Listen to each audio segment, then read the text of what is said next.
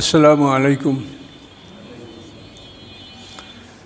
সম্মানিত সুধীমণ্ডলী, আজকে আমাদের আলোচ্য সূরা ইয়াসিন।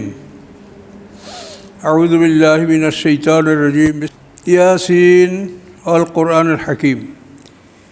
ইয়াসিন এটা আয়াতে মুতাশাবিহাত, এর অর্থ আমরা জানি না।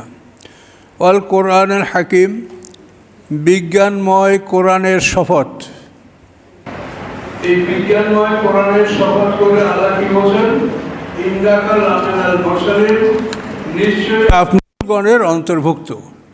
হে মুহাম্মদ সাল্লাল্লাহু আলাইহি ওয়াসাল্লাম, আপনি মনোবল হারাবেন না, দুশ্চিন্তা করবেন না, আপনি রাসূলগণের অন্তর্ভুক্ত। আপনাকে কাফেররা তুচ্ছ তাচ্ছিল্য করছে, মন্দ বলছে, কাজেই তাদের কথায় আপনি মন খারাপ করবেন না। নিশ্চয়ই আপনি রাসূলদের অন্তর্ভুক্ত। অন্যান্য যেমন নবী রাসূলরা ছিলেন, দাউদ আলাইহিস সালাম, মুসা আলাইহিস সালাম, দাউদ আলাইহিস সালাম, ঈসা আলাইহিস সালাম, ওই রকম আপনিও একজন রাসূল। আপনি মন খারাপ করবেন না। আর আলা সিরাতে মুস্তাকিম, আপনি সরল পথে আছেন। আপনার সম্পর্কে ওরা বলে যে মুহাম্মদ সাল্লাল্লাহু আলাইহি ওয়াসাল্লাম তার বাপদাদার ধর্ম বর্জন করে এসে ভুল পথে চলে গেছেন। তারা বলে মুহাম্মদ সাল্লাল্লাহু আলাইহি ওয়াসাল্লামের বাবা, তার দাদা আব্দুল মুত্তালিব, এরা কি কিছু বোঝে না? তো মুহাম্মদ সাল্লাল্লাহু আলাইহি ওয়াসাল্লাম বাপদাদার দিন ত্যাগ করে সে পথভ্রষ্ট হয়ে গেছে। এই কথার জবাবে আল্লাহ বলছেন যে আপনি কোথায় আছেন? আলা সিরাতে মুস্তাকিম, আপনি সরল পথে প্রতিষ্ঠিত আছেন, আপনি কোনো ভুল পথে অবস্থান করছেন না। তানজিল আল আজিজুর রহিম, এবং আপনি তাদেরকে যে পাঠ করে শোনাচ্ছেন এটা অবতীর্ণ, এটা আপনার বানানো কথা নয়। তানজিলা, এটা অবতীর্ণ বাণী।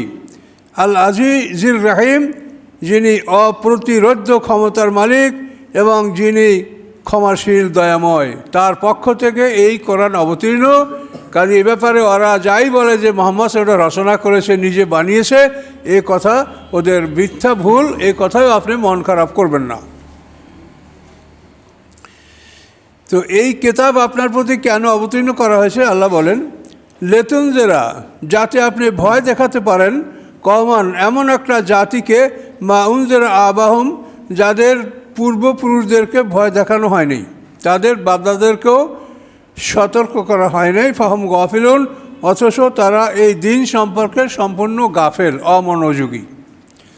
অর্থাৎ ঈসা আলাইহিস সালাম থেকে মুহাম্মদ সাল্লাল্লাহু আলাইহি ওয়াসাল্লাম পর্যন্ত এই 570 বছরে মুহাম্মদ সাল্লাল্লাহু আলাইহি ওয়াসাল্লামের আগে মক্কাবাসীদের কাছে কোনো ভয় প্রদর্শনকারী নবী রাসূল আসেননি। বহু পূর্ব থেকে আমরা যেটা দেখতে পাই যে ইব্রাহিম আলাইহিস সালামের বড় পুত্র ইসমাইল আলাইহিস সালাম, তিনি নবী ছিলেন, তিনি তো মক্কা অঞ্চলেই ছিলেন। তিনি বাল্যকালে তার মা হাজেরা সহ নির্বাসিত হয়েছিলেন এখানে, এবং এখানেই তো বড় হয়েছেন।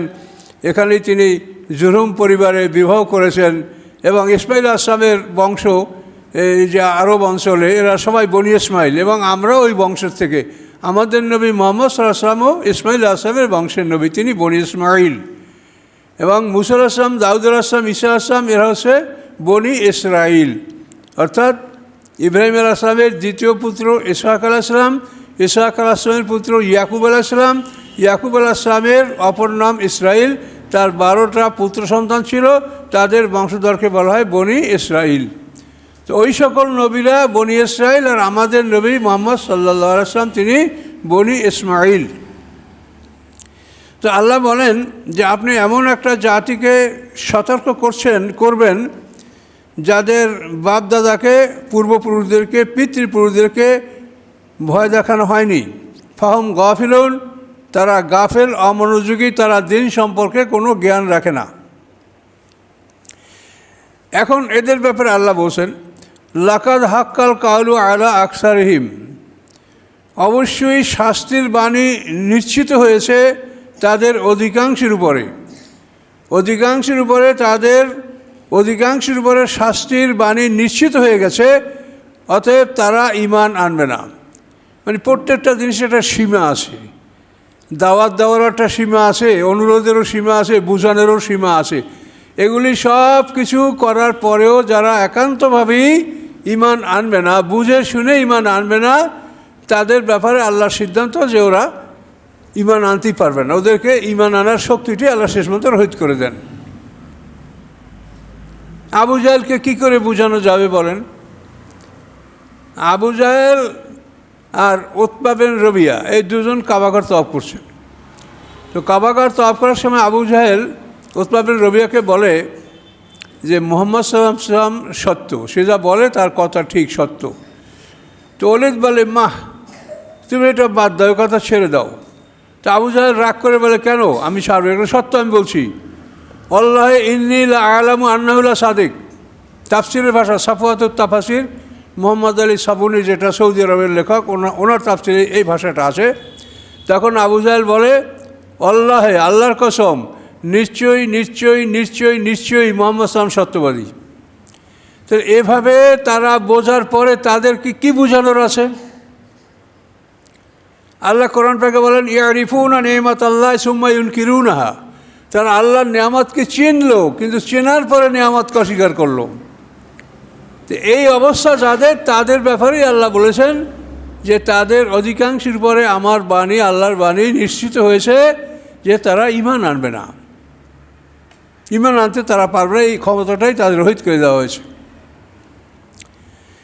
ইন্না জাআলনা ফি আনাকিহিম আগলালা, আল্লাহ বলেন নিশ্চয় আমি স্থাপন করেছি তাদের গলায় বেড়ি, গলায় এই যে কণ্ঠদেশে গলায় বেড়ি স্থাপন করেছেন। সেই বেড়িটা এত বড়, ফাইয়া এলাল আজকানে, সেটা তাদের থুতনি পর্যন্ত, এই পর্যন্ত, কণ্ঠদেশ হতে এই পর্যন্ত আজকান।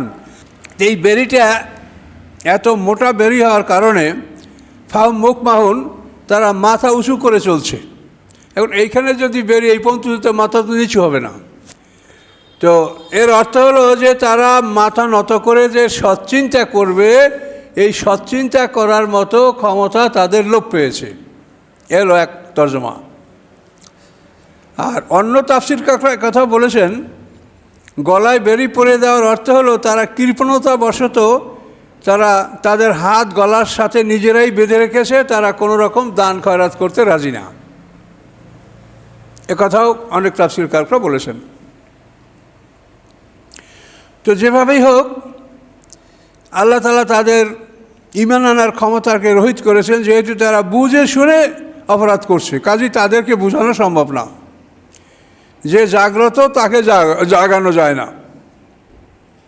ও জাআলনা মিন বাইনি আইদিহিম সাদ্দা, আল্লাহ বলেন স্থাপন করেছি আমি তাদের সামনে সাদ্দা, একটা পর্দা, একটা প্রতিবন্ধক।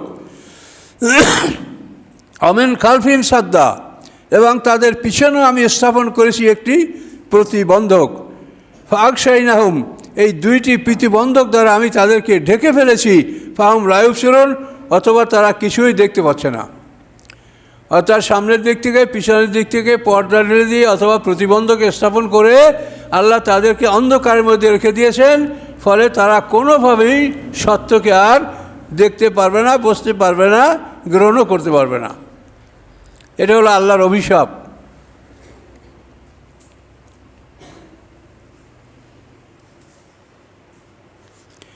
তবে আমরা জেনে রাখবো যে এই বিষয়টা আল্লাহ কিন্তু কাউকে জন্মগতভাবে এটা করেন নেই।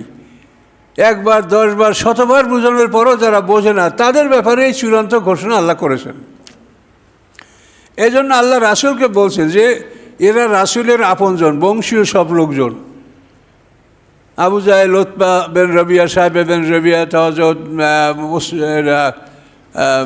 যে সাহেব বিন উতবা বিন রবিয়ার যে ছেলেরা, যারা আল্লাহ রসুলের জামানায় খালিদ ইবনে ওলীদ, ওলীদ ইবনে ওলীদ, হিশাম ইবনে ওলীদ, মানে আল্লাহ রসুলের বংশধর, এবং উমাইয়া বংশ যেটাও তো আল্লাহ রসুলেরই বংশধর, সব দুটো শাখা। তো এখানে আল্লাহ তাআলা বলছেন সাওয়াউন আলাইহিম, সমান তাদের উপরে, আনজারতাহুম আম লাম তুনজিরহুম, যে আপনি তাদেরকে ভয় দেখাবেন আর না দেখাবেন, ফাহুম লা ইউমিনুন, তারা কোনো অবস্থাতেই ঈমান আনবে না। মানে এদেরকে দাওয়াত দিতে দিতে আল্লাহ রসুল অস্থির হয়েছেন, ক্লান্ত হয়েছেন, তারপরে দাওয়াত দিচ্ছেন। যে এই জন্য আল্লাহ রসুলকে আল্লাহ জানিয়ে দিলেন যে এদের ব্যাপারে আপনি চেষ্টা এখন বাদ দিতে পারেন, কাজে এদের ব্যাপারে আর এরা হবে না, আপনি নূতন যারা তাদেরকে আপনি দাওয়াত দিন। সমান তাদের উপরে যে আপনি তাদেরকে ভয় দেখান এবং না দেখান, তারা ঈমান আনবে না। কাজেই এটা হলো ওই পিছনে যাদের কথা বলা হয়েছে, যে যারা আল্লাহ রসুল সম্পর্কে 100% নিশ্চিত যে রীতি আল্লাহ রসুল, তারপরও সামাজিক কারণে, বংশীয় কারণে, মানে আত্মমর্যাদার কারণে তারা রসুলকে মানবে না। কাজে আল্লাহ এদের সম্পর্কে বলে দিলেন যে এদের ব্যাপারে আপনি মেহনত করে আপনি জীবনটাকে নষ্ট করেন না, আপনি এদেরকে বাদ দেন, এরা হেদায়েত গ্রহণ করবে না। হ্যাঁ, আপনি দাওয়াত দেবেন কাকে? ইন্নামা তুনজিরু মানিত্তাবা যিকরা, নিশ্চয়ই আপনি ভয় দেখাবেন, সতর্ক করবেন তাকে যে উপদেশের অনুকরণ করে। এই যিকরা মানে কোরআন, যে কোরআনের অনুকরণ যে করে, যে হেদায়েত অনুসন্ধান করে, তাকে আপনি সতর্ক করুন। ও খাশিয়ার রহমান আবেল গাইবে, এবং রহমানকে যে না দেখে বিশ্বাস করে, রহমানকে যে না দেখে বিশ্বাস করে এবং সত্যকে অনুসন্ধান করে, তাকে আপনি ভয় দেখান, তাকে সতর্ক করেন, সে সতর্ক হবে। ফাবাশশিরহু বিমাগফিরাতিন, আপনি সুসংবাদ দিন তাকে ক্ষমার, ও আজরিন কারিম, এবং সম্মানজনক পুরস্কারের। সে আল্লাহর কাছে ক্ষমাও পাবে এবং সম্মানজনক পুরস্কার পাবে। তার কারণ যে সমস্ত মানুষরা ঈমান আনে, তারা অধিকাংশই প্রাথমিক জীবনে অনেক অন্যায় অপরাধ করেছে। যারা বড় বড় সাহাবায়ে কেরাম, তাদের অধিকাংশের প্রাথমিক জীবনে অনেক পাপ, অনেক জুলুম অত্যাচারের ইতিহাস পাওয়া যায়। তো এই জন্য আল্লাহ ঘোষণা করেছেন যে এই পিছনের অপরাধগুলি, ফাবাশশিরহু, আপনি সুসংবাদ দিন তাকে, বিমাগফিরাতিন, ক্ষমার। আল্লাহ বলেন আমি এগুলো ক্ষমা করে দেব। আর কি? ও আজরিন কারিম, সম্মানিত পুরস্কার। পিছনের অপরাধগুলি সব ক্ষমা করে আমি সম্মানিত পুরস্কার তাদেরকে দিব। একটা মানুষ যখন লা ইলাহা ইল্লাল্লাহ বলে, এই কলেমার কারণেই তার পিছনের সমস্ত গুনাহ আল্লাহ মাফ করে দেন। কলেমাটা বিরাট শক্তিশালী জিনিস। আল্লাহ বলেন ইন্না নাহনু নুহিল মাউতা, নিশ্চয়ই আমি মৃতকে জীবিত করি। ও নাকতুবু, এবং আমি লিখে নেই, মা কদ্দামু, যা সে আগে প্রেরণ করেছে, ও আসারাহম, এবং যা সে পশ্চাতে রেখে আসছে। তো আল্লাহ তাআলা এই লেখাটা তার মনোনীত ফেরেশতা কিরামান কাতিবিনের মাধ্যমে এটা আল্লাহ তাআলা রেকর্ড করে নিচ্ছেন। তাই আল্লাহ বলেন ইন্না নাহনু নুহিল মাউতা, নিশ্চয়ই আমি জীবিত করব মৃতকে, এবং আমি লিখে নিচ্ছি মা কদ্দামু, যা তারা অগ্রপ্রবণ করছে।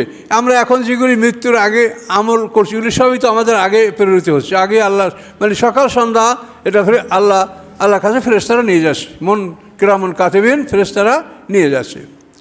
যে আল্লাহ বলেন নাকতুবু, আমি লিখে নিচ্ছি যা তারা অগ্রে প্রেরণ করেছে এবং যা তারা পিছনে রেখে আসছে। পিছনে রেখে যাওয়া, দেখেন এই আল ইহসান প্রতিষ্ঠান, এই প্রতিষ্ঠানটা যারা করেছে, মৃত্যুর পরেও এই প্রতিষ্ঠানটা আল্লাহর ইচ্ছে থাকবে, এই মসজিদ থাকবে। কাজে এইটা তাদের রেখে যাওয়া, এবং এইটার উপরে তারা অনেক সওয়াব আল্লাহর কাছ থেকে লাভ করবে। যে এই প্রতিষ্ঠানে যারা লেখাপড়া করছে, তারপরে এই ছাত্রদের ছাত্র, আবার এরা আবার শিক্ষক হবে, এই এখন এই কচি কচি বাচ্চারা এরাও শিক্ষক হবে, আবার কত প্রতিষ্ঠান হবে রসিলায়। এভাবে যে একটা সিলসিলা কিয়ামত পর্যন্ত চলবে, এই জন্য এই প্রতিষ্ঠানের যারা প্রতিষ্ঠাতা আসার, এরা পিছনে রেখে গেছেন, এই সবটা তারা পাবেন। এটা বিরাট ব্যাপার। ঠিক এমনিভাবে যে একটা সিনেমা হল করে গেছে, সে একটা নাটকের মঞ্চ করে গেছে, একটা সার্কাস পার্টি করে গেছে, একটা যাত্রা পার্টি করে গেছে, এটাও তো সে রেখে মারা গেছে। এখন সে পাবে ওইগুলির যত অপকর্ম, সমস্ত অপকর্মের একটা ভাগ, প্রত্যেকটা লোকের অপকর্মের একটা অংশ ওই প্রতিষ্ঠান যে গড়েছে তার আমলনামায় লেখা থাকবে। তো কত পাপের বোঝা তার হবে দেখেন। যে কদ্দামু আসারাও, এই দুটো জিনিস, যারা এই ভালো জিনিস পিছনে রেখে চলে যায়, তাদের আমলনামায় কত ন্যাক জমা হবে আপনি হিসাব করে দেন, হিসাব করা যায় না। আবার তার বিপরীতে যারা খারাপ জিনিস পৃথিবীতে রেখে বিদায় হয়ে যাচ্ছে, তাদের আমলনামায় কত খারাপ যে জমা হবে এটা শেষ করা যায় না। এই ব্যাপারে আল্লাহ রসুলের অসংখ্য হাদিস আছে। আল্লাহ রসুল হাদিসের মাধ্যমে এগুলো বলেছেন যে এগুলির সব তোমরা পরকালে পাবে, এবং যারা অপকর্ম করছে তাদের পাপের বোঝাও, এই যারা ফাউন্ডার, খারাপ প্রতিষ্ঠানগুলির প্রতিষ্ঠাতা, তাদের আমলনামায় তাদের পাপ আসবে। কিন্তু এর মানে যারা পাপ করেছে তাদের পাপ মোটেও কমবে না, তাদের পাপও তারা পুরো ভোগ করবে, আর যে এটার প্রতিষ্ঠাতা তার আমলে 1 ভাগ আসবে। আর নেকামলের ক্ষেত্রেও এই নেকামল এই প্রতিষ্ঠানের প্রতিষ্ঠাতারা পাবে, এর মানে এই নয় যে এরা পাবে না। যারা এটার উপরে পড়াশোনা আমল করছে তারাও পূর্ণাঙ্গভাবে আল্লাহর কাছে পাবে, আর একাংশ আবার এর ফাউন্ডার যারা, প্রতিষ্ঠাতা যারা, তারা এটা পাবে। এটা সরাসরি আল্লাহ কোরআনে আমাদেরকে জানিয়ে দিয়েছেন। কাজেই মানুষের জীবনে ধন সম্পদ আল্লাহই দেয়, কিন্তু এই ধন সম্পদ কোন পথে ব্যয় করলে কি হবে এই পরামর্শটা আল্লাহ দিয়েছেন। সম্পদও তার, পরামর্শও তার পরামর্শ গ্রহণ করলে আমরা অবশ্যই আখিরাতে সন্তুষ্ট থাকব। কোনো কোনো তাফসিরে এই ওকাদ্দামু আসারমের কথা বলা হয়েছে। আসার মানে পদচিহ্ন, আসার পদচিহ্নেরও ঠিক। কোনো কোনো তাফসির কাউকে বলেন আসারম মানে পদচিহ্ন, অর্থাৎ একটা মানুষ, আপনারা কেউ কেউ রাজশাহী শহর থেকে এখানে আসছেন, তো এই যে আপনার পথটা অতিক্রম করা, তো আগে তো এরকম গাড়ি ঘোড়া ছিল না, মানুষ হেঁটে হেঁটেই আসতো। এই জন্য আল্লাহ রসুলের হাদিস আছে, আলজিমু দিয়ারাকুম তুক্তাবু আসারকুম, অর্থাৎ যাদের বাড়িঘর মদিনার মসজিদে দূরে ছিল। একটা হাদিস আছে, খালাতেল বেকাও হাওলাল মসজিদ, মদিনার মসজিদের পাশে একটা জমিন খালি হয়েছে, ফাঁকা হয়েছে। তখন বনু সালেমা এই গোত্রটা মদিনার মসজিদ থেকে অনেক দূরে তাদের বাড়িঘর। তখন তারা বলল, ইয়া রাসূলুল্লাহ, এই মদিনার মসজিদের কিনারায় যে জায়গাটা ফাঁকা হয়েছে এখানে আমরা বাড়িঘর করি। আগে যুগে তো যে যেখানে বসবাস করতো ওইটাই তার বাড়ি, কোনো দলিল দস্তাবেজ রেকর্ড এগুলা কিছু ছিল না। আমাদের পার্বত্য চট্টগ্রামও তো এই অবস্থাটা ছিল। তো ওই সাহাবীরা বললেন যে, ইয়া রাসূলুল্লাহ, আমরা কি এই খালি জায়গাটা আসবো কি? তখন আল্লাহ রাসূল বললেন, আলজিমু দিয়ারাকুম তুক্তাবু আসারকুম, তোমরা তোমাদের বাড়িঘরে অবস্থান করো, তোমাদের প্রত্যেকটা পদচিহ্নের বিনিময়ে তোমাদের উপরে আল্লাহ তাআলা নেক লিখে দিবেন। তুক্তাবু আসারকুম, তোমাদের পদচিহ্নে তোমাদের জন্য নেকামল লেখা হবে। এটা আল্লাহ রাসূল এই হাদিস আমাদেরকে বলেছেন, এর সত্য। এখন এইখানে অবস্থানরত যারা স্থানীয়, তারা আপনারা মসজিদে আসছেন, তারাও সব পাবেন। আর রাজশাহী থেকে যারা আসে, আরও দূর থেকে যারা আসে, কেউ ঢাকার থেকে আসে, বিভিন্ন দিক থেকে আসে, কিন্তু তারাও তাদের এই দীর্ঘ পথ অতিক্রম করার যে একটা কষ্ট, এটা সব তারা পাবে। তো এই আসারাহুমের অর্থ অনেকে এ কথাও বলেছেন। আল্লাহ বলেন, অকুল্লা শাইইন আহসাইনাহু ফি ইমামিম মুবিন, প্রত্যেক বস্তু আমি সুমার করে রেখেছি, আমি একটা করে রেখেছি একটা স্পষ্ট কিতাবে। ইমামে মুবিন মানে একটা পরিষ্কার একটা পুস্তক, লেখক সেটা লেখার একটা বই, সেটা হচ্ছে আমাদের আমলনামা। আল্লাহ বলেন, প্রত্যেকটা বিষয় আমি তোমাদের আমলনামায় আমি গুছিয়ে রেখেছি, সুমার করে রেখেছি, কোনো রকম ভুল ভ্রান্তি নাই। একথা বলার পরে আল্লাহ এই একটা রুকু আমাদের অন্য প্রসঙ্গ। আল্লাহ বলেন, ওয়াদরিব লাহুম মাসালান আসহাবাল কারিয়াহ, বর্ণনা করুন তাদের উদ্দেশ্যে দৃষ্টান্ত একটা জনপদের দৃষ্টান্ত, হে রাসূল আপনি তাদের কাছে বর্ণনা করুন। বর্ণনাটা কি? যা আহাল মুরসালুন, যখন তাদের কাছে আসলো রাসূলগণ। এই রাসূল হলো রাসূলের রাসূল, অর্থাৎ ঈসা আলাইহিস সালাম যাদেরকে প্রতিনিধি করে পাঠিয়েছেন তারা রাসূলের রাসূল। আসমানের রাসূল জিবরিল আমিন, জমিনের রাসূল মুহাম্মদ সাল্লাম।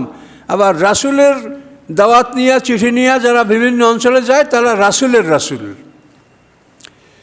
তো আল্লাহ বলেন,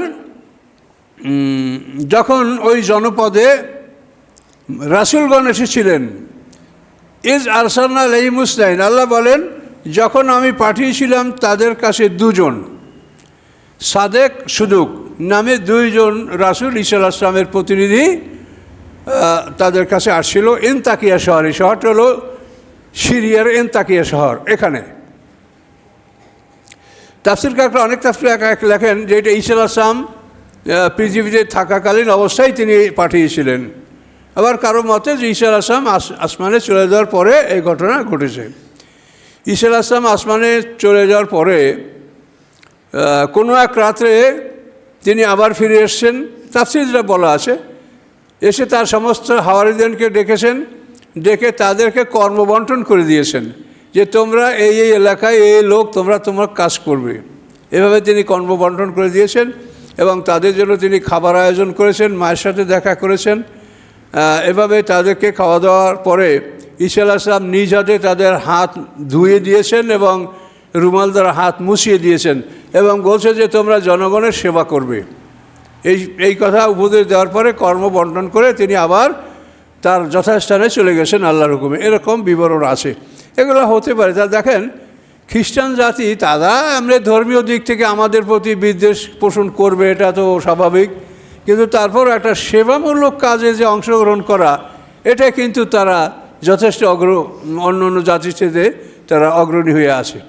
এই যে সেবা, ঈসা আলাইহিস সালাম তাদেরকে খাওয়ানো দাওয়ানোর পরে হাত ধুয়ে হাত মুছিয়ে দিয়েছেন আর বলছেন তোমরা মানুষের সেবা করবে।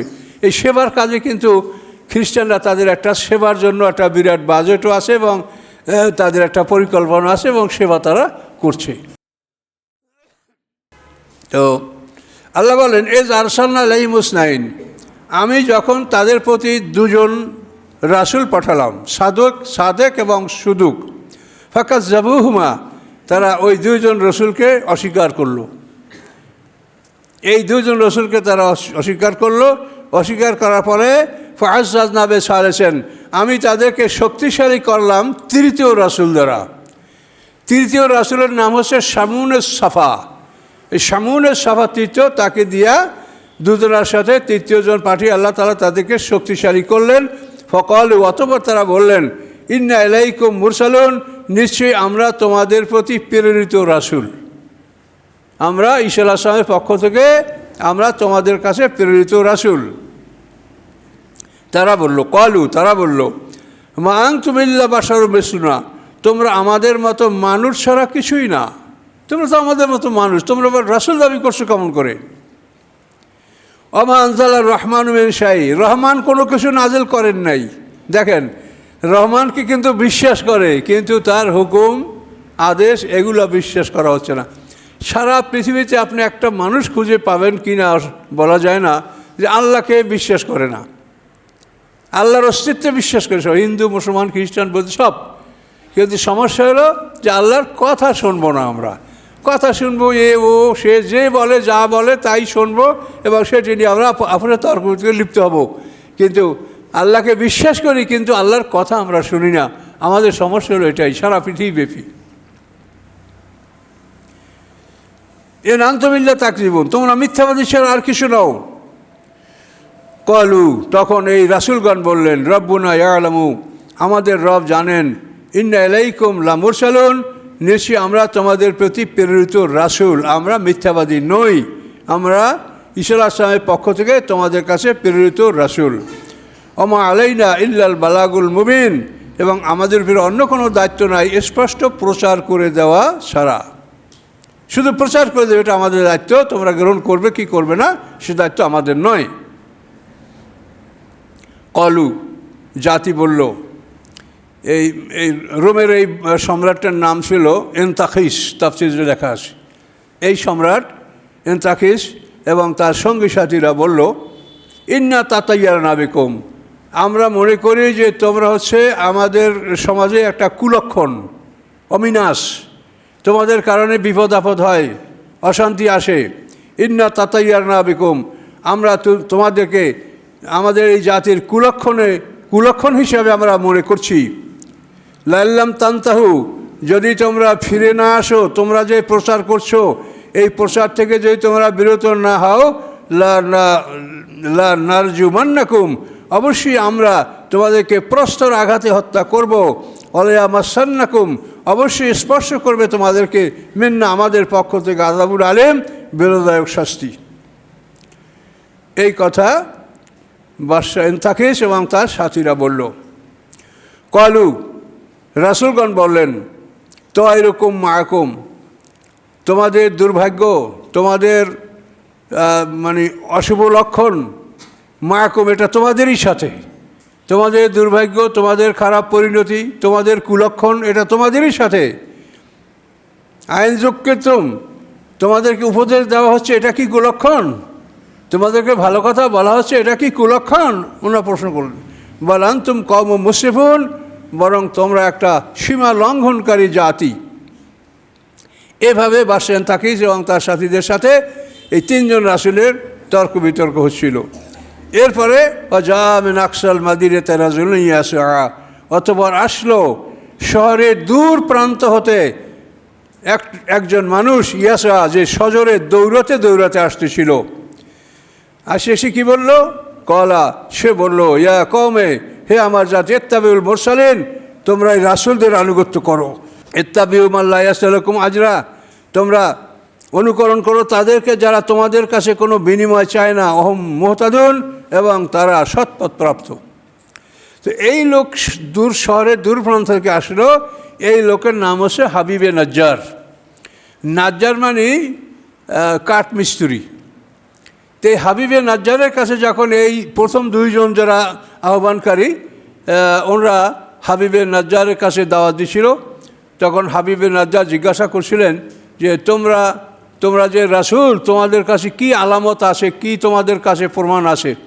তখন তারা বললেন যে আমরা অসুস্থ মানুষকে সুস্থ করতে পারি আল্লাহর হুকুমে, কুষ্ঠরোগ ভালো করতে পারি, যারা জন্মান্ধ চক্ষু নাই তাদেরকে আমরা চক্ষু দান করতে পারি আল্লাহর হুকুমে। তো এই সমস্ত কথার পরে হাবিবে নাজ্জার বলে যে আমার একটা ছেলে বহুদিন পর্যন্ত অসুস্থ, আমি তার চিকিৎসার জন্য অনেক কিছু করেছি, কিন্তু সে সুস্থ হয় না। তো তোমরা আমার সেই ছেলেকে ভালো করে দিতে পারবে? ওনারা বলেন যে আমাদেরকে তার কাছে নিয়ে যাও। তখন এরা গেলেন এবং গিয়া তার গায়ে হাত বুলালেন এবং মুহূর্তের মধ্যে ছেলেটা সম্পূর্ণ সুস্থ হয়ে গেল।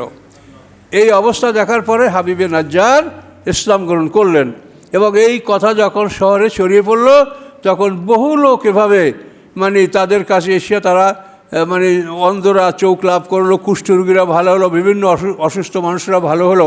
না, ঈসা আলাইহিস সালামের মৌজুজা ছিল চিকিৎসা বিজ্ঞান। এক এক রাসূলের এক একটা মৌজুজা থাকে। ঈসা আলাইহিস সালামের যে অলৌকিক ঘটনা, এটা ছিল চিকিৎসা। তিনি চিকিৎসায় এমন কিছু উদ্ঘাটন করেছেন যেটা পৃথিবীর কোনো মানুষ করতে পারছিল না। এটা ছিল তার মৌজুজা। আর মুহাম্মদ সাল্লাল্লাহু আলাইহি ওয়াসাল্লামের মৌজুজা হলো ভাষা, সাহিত্য, কবিতা। পৃথিবীর বিশ্ববিখ্যাত কবিতা ইমরাউল কায়েসের কবিতা আরবে, রাসূল সাল্লাল্লাহু আলাইহি ওয়াসাল্লামের হাজার হাজার বছর আগের এই ইমরাউল কায়েস বিশ্বকবি, তার কবিতা এখনও সমস্ত প্রতিষ্ঠানে পড়ানো হয়, আমরাও পড়েছি। এবং সেগুলো এতই জঘন্য যে আমাদের শিক্ষকরা এরকম মাথা নিচুর দিকে তাকাইয়া তা আমাদেরকে পড়াইছেন, মুখের দিক তাকানো যায় না, এমন জঘন্য, এমন অশ্লীল কথাবার্তা।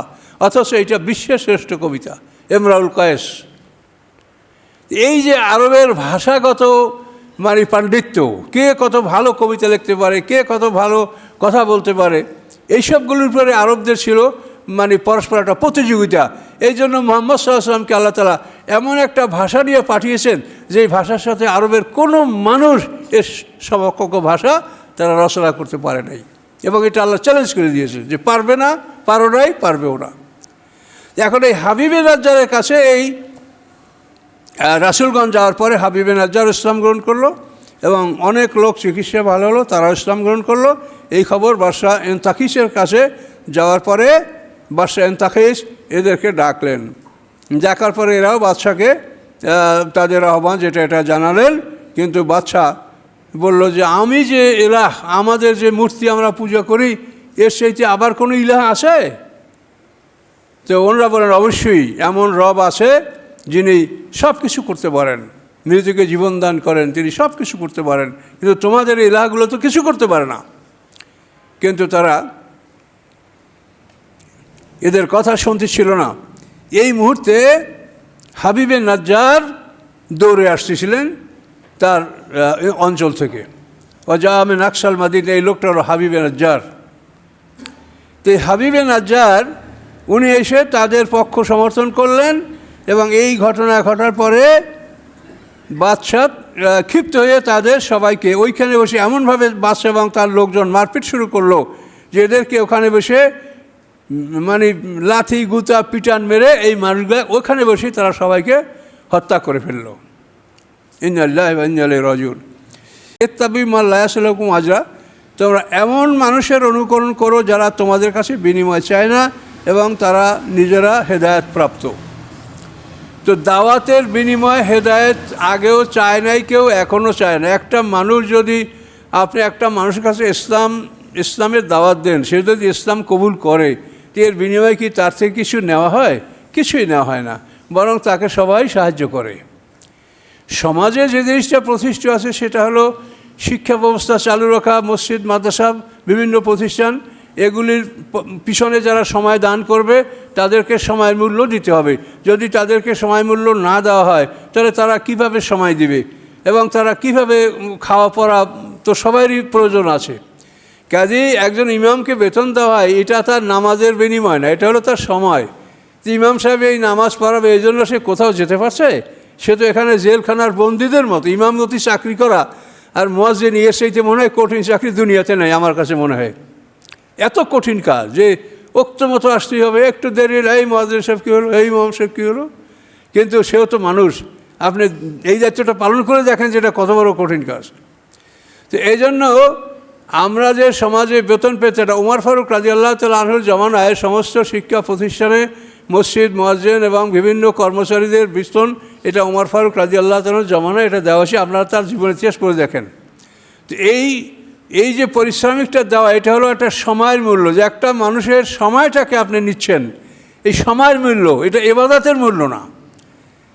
এবং শিক্ষা খাতে যদি এভাবে সময় না দেওয়া, একটা মানুষ কামেল পাস করতে 18 বছর লাগে। এখন এই 18 বছর পর্যন্ত একটা মানুষকে কে পড়াবে? এমন কে আছে বিনা বেতনে? এই যারা বলে যে এই আলেমরা এই টাকা খায় অমুক সমুক, আচ্ছা তাদের কি কোনো প্রতিষ্ঠান আছে এই দেশে বা পৃথিবীর কোথাও যে যেখানে এই প্রতিষ্ঠানটায় মানে প্রথম শ্রেণী থেকে কামেল পর্যন্ত বিনা বেতনে পড়ানো হয়? এরকম প্রতিষ্ঠান আছে বাংলাদেশে একটাও? এই মুখেই কথা বলার কি উদ্দেশ্য? এটার উদ্দেশ্যটা খারাপ। সেটা হলো কি যে আপনি ধর্মীয় শিক্ষার বাইরে যে জেনারেল শিক্ষাগুলো আছে, এই শিক্ষাগুলোর পিছনে আপনি হাজার হাজার কোটি টাকা ব্যয় করবেন, আর ধর্মীয় শিক্ষাটা আল্লাহর হস্তে থাকবে। কাজে কেউ শিখলো, না শিখলো, এটার জন্য কোনো মানে নিয়মতান্ত্রিকভাবে ব্যবস্থা থাকবে না। এটা হলো একটা ষড়যন্ত্র। কাজেই আপনাকে আল্লাহ তাআলা সম্পদ ব্যয় করতে বলেছে, মিম্মা রাযাকনাহুম ইউনফিকুন। এই সম্পদ ব্যয় করার প্রধান খাত হচ্ছে ধর্মীয় খাত। এই যে এখানে এই প্রতিষ্ঠানটা দেখে, ছোট্ট একটা প্রতিষ্ঠান, এখানে যদি এই যে অর্থ ব্যয় করা হচ্ছে, এই অর্থ ব্যয় করে এই প্রতিষ্ঠান যদি ওনারা দাঁড় করে না রাখতেন, তো এইটা কি স্বাভাবিকভাবে এটা সম্ভব? কোনো একটা প্রতিষ্ঠান যাদেরকে আল্লাহ তাআলা ভালো রেখেছেন, যাদেরকে আল্লাহ তৌফিক দিয়েছেন, তারা যদি চেষ্টা না করে তো কোনো একটা প্রতিষ্ঠান দাঁড়াতে পারে নিশ্চয়? বলেন। কাজে এগুলি যারা বলে সেটা কী বলছে বলেন? এই পৃথিবীতে যত বড় বড় প্রতিষ্ঠান দেখেন, এই সকল প্রতিষ্ঠানের পিছনেই দেখবেন এখানে বড় বড় লোকের দান আছে, যেই দানের কারণে প্রতিষ্ঠানটা দাঁড়িয়ে আছে। কাজে আপনারা মুখে বলেন এইটা বেতন নেওয়া যাবে না, এটা কোন আইনে বলছেন? আপনি কাজ করতে পারবেন বিনা বেতনে? আপনি কি করবেন? আপনাকে তো এই সময় এখানে যদি সম্পূর্ণ ব্যয় করেন, তো অবশ্যই এই সময়ের জন্য আপনাকে একটা রেমুনারেশন বা আপনাকে একটা সম্মানজনক ভাতা, যার জন্য আপনি এই কাজটা সঠিকভাবে করতে পারেন, মন স্থির রেখে কাজ করতে পারেন। এটা সামাজিক দায়িত্ব, এটা রাষ্ট্রীয় দায়িত্ব। রাষ্ট্র যদি পালন না করে তো এটা সামাজিক দায়িত্ব, তা নইলে আমাদের সমাজ তো চুরমার হয়ে যাবে। কাজে এই জন্য দিন গ্রহণের ব্যাপারে দাওয়াতের বিনিময়, অর্থাৎ দাওয়াত গ্রহণ করার পরে যদি কোনো মানুষ বিধর্মী থেকে ইসলাম ধর্ম গ্রহণ করে, তো কোনোভাবেই তার থেকে কেউ নেয় না। এখানে সেই কথাই বলে যে তোমাদেরকে তো বিনিময় চায় না, বরং তোমরা যদি ইসলাম গ্রহণ করো তো দুনিয়া ও আখিরাতে তোমাদের কল্যাণ হবে। বরং যারা ইসলাম গ্রহণ করে তাদেরকে সবাই দান করে, তাদের থেকে কিছু নেওয়া হয় না। কাজে এই জন্য একটা হচ্ছে দাওয়াত আর একটা হচ্ছে প্রশিক্ষণ, এই দুটি ভাগ করেন। দাওয়াতের জন্য বিনিময় নেওয়া হবে না, কিন্তু প্রশিক্ষণের জন্য আপনাকে প্রচুর অর্থ ব্যয় করতে হবে, তা নাহলে প্রশিক্ষণটা এটা থাকবে না। তো আমরা এই পর্যন্ত আজকে সমাপ্ত করছি। আপনারা